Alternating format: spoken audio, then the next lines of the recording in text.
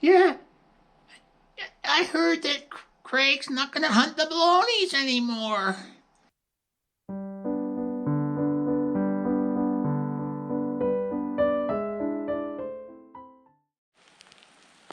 And I'm back. Okay, it's a couple of days before the opening of the 2024 baloney hunting season. And I'm looking for trails and things like that, and as I always do. Our family's been hunting baloney in this area for, oh, I guess about 300 years.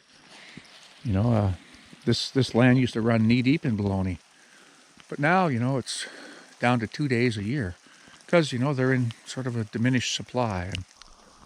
And lately, with the hunting pressure and environmental factors and things like that, the price of beef, baloney hunting's on the rise, and their population has suffered. Earlier today, I stumbled upon something in the woods, and I want to show you. Let's go back to that clip.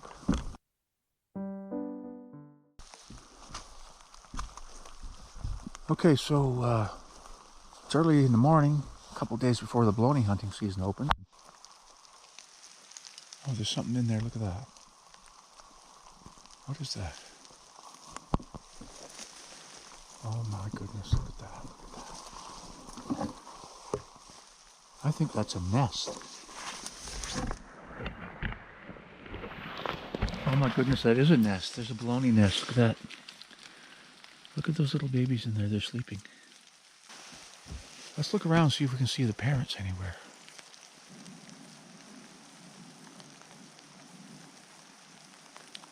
Oh, look at that there. You see right there's the buck. So that'd be the father. He's sitting there reading a newspaper, the Baloney News. You can see he's got antlers. It looks like he's fallen asleep reading the newspaper. Look at the antlers on him. That's an atypical too. Look at that. He's got dropped tines and looks like he's got a few broken off from perhaps fighting in the rut.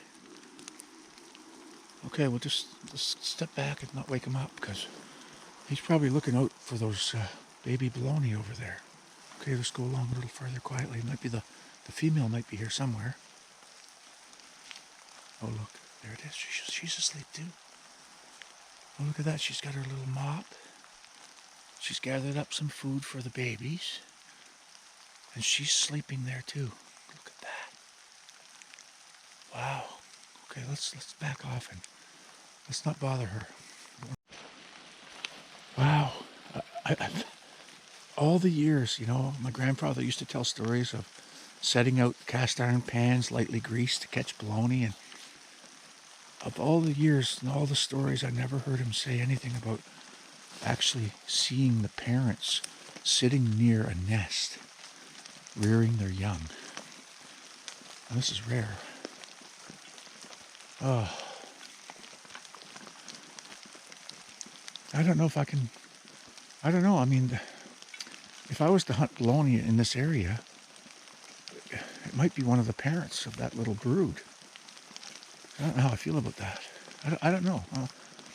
Okay, so I'm at the camp, as you can see, and got the wood stove going. I've been here for a couple of days. I've been looking around and getting ready for the season that opens in 2 days, and it only opens for 2 days, in 2 days. And so, all this preparation and anticipation every year to get ready for the baloney hunt. And like any of you aren't familiar with how it's done here in the East, you might want to check the video link in the top of this video right here, from last year when we got a baloney here, the elusive eastern baloney.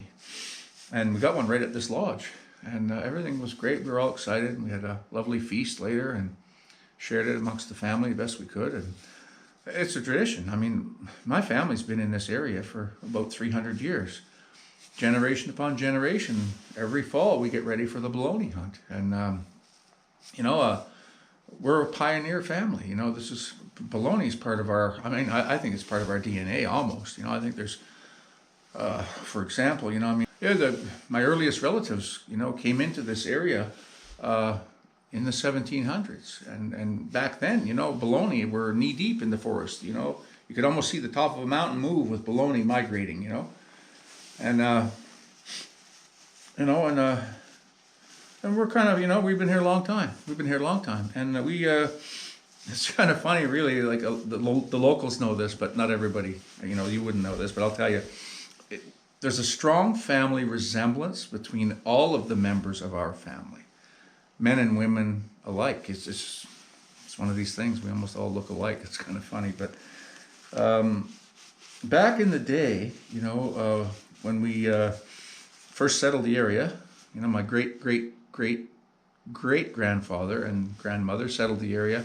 They cut down trees and cleared land and farmed and fished, and they were tough people back in those days. They were very tough. They were, you know, everyone had muscles and full beards, you know, and hairy chests, and that was just the women. So, you know, we've been here a long time, worked hard to, you know, settle in here and do what we had to do. And baloney hunting's just always been a part of the fall, you know, and it'd been a few years before I got one, like last year. It'd been quite a few years before I got one, because I've been busy doing other things, you know.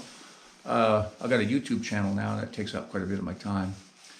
But anyway, I got one last year. I was really quite happy to get one. But that experience here this morning, when I went out on the trail there, and you saw that we discovered a nest, and you know, the parents, you know, the parent baloney must work really hard, just like my ancestors did. You know, they've got them all set up in a little nest. You can see there on birch bark, and they had moss all around them. They were all happy in there. You know, and then we found the parents, you know, within 5 feet of the nest, having asleep, because they're exhausted from probably being up all night, you know, tending to their young.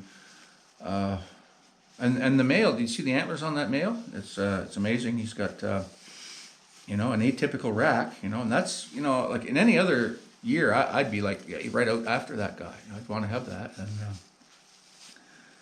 But when I see them all there as a family, you know, and I see the babies in the nest, and I see the parents, you know, that have worked so hard and nearby, and it struck me something, you know. I'm just not sure I can do it anymore.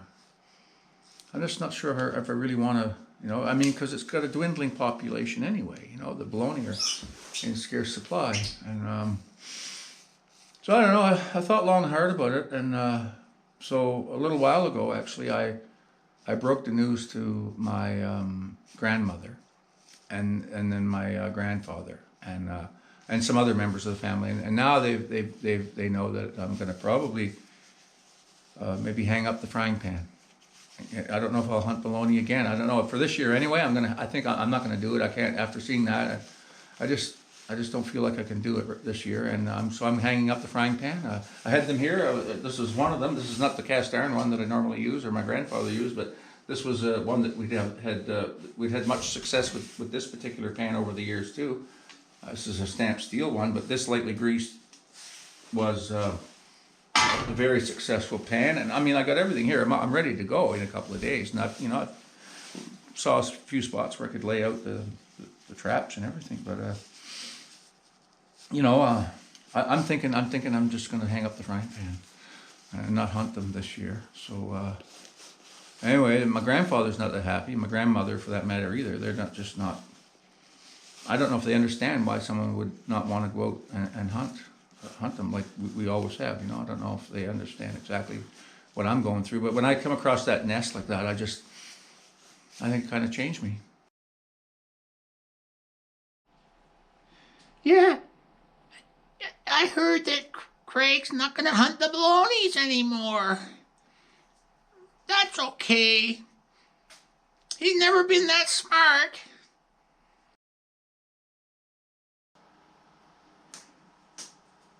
Craig, is your grandfather here? I heard the news about you not wanting to hunt the baloney no more. Well, it's been a tradition in our family for a long time, getting them there balonies in. All I can say is one thing. If I get a sight of you, I'm gonna knock you with my pan.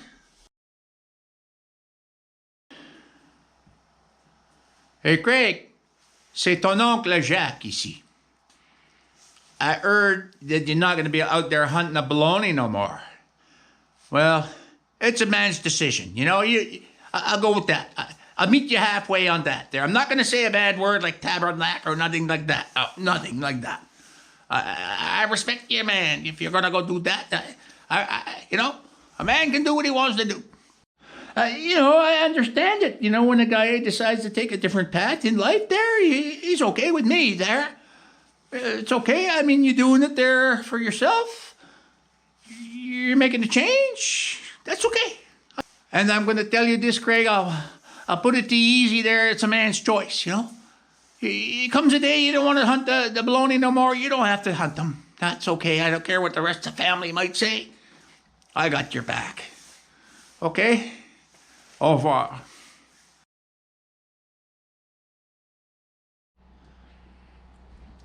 Hi, Craig. It's your sister. And I just wanted to say that I heard the news that you're not going to be hunting baloney anymore. And I think it's okay. For this year anyway. Okay, I'm just back from the gym and I was running and my hair's a mess, so I gotta go. But no, it's okay. It's okay. There you have it. I mean, you've heard from some of my family that have weighed in already, and I don't know what the others will say, but yeah, it sounds like it's sort of, it's up to me. It's my decision. There's some people who's not going to be happy with it because, you know, I've always tried to bring home baloney, and but for this year, I'm just going to hang up the pan. Anyway, it's but for this year, I think my decision's made. I'm just gonna hang up the frying pan for this year, and we're not going out. Okay, comments down below, thumbs up for this kind of content, and we'll see you again here very soon on Everyday Projects. Bye for now.